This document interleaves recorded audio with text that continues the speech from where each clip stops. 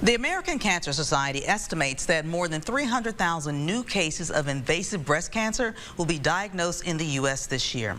As East Texas brings awareness to the disease over the course of October, our Michael Richardson decided to sit down with a breast cancer expert who details for you how the disease forms and how treatments have become less invasive.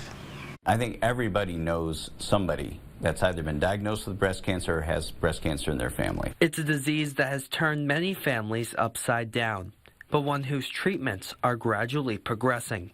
First, what exactly is breast cancer? Medical Director at the UT Health Tyler Breast Care Center, Dr. Michael Klota, explains. It's an abnormal growth of a cell that starts due to a problem in the cell growth regulation in that cell, and it grows out of control. According to the American Cancer Society, breast cancer accounts for almost 1/3 of all new female cancers each year.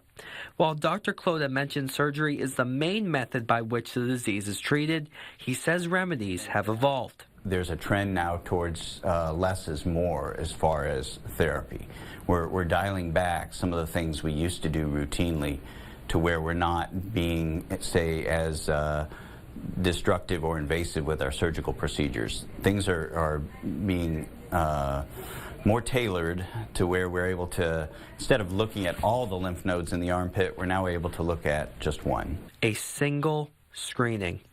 That's what Dr. Klota says can save a life. And that's why it's so important for women to come every 12 months and get that snapshot of the breast. It can save their lives, literally. Michael Richardson, East Texas News.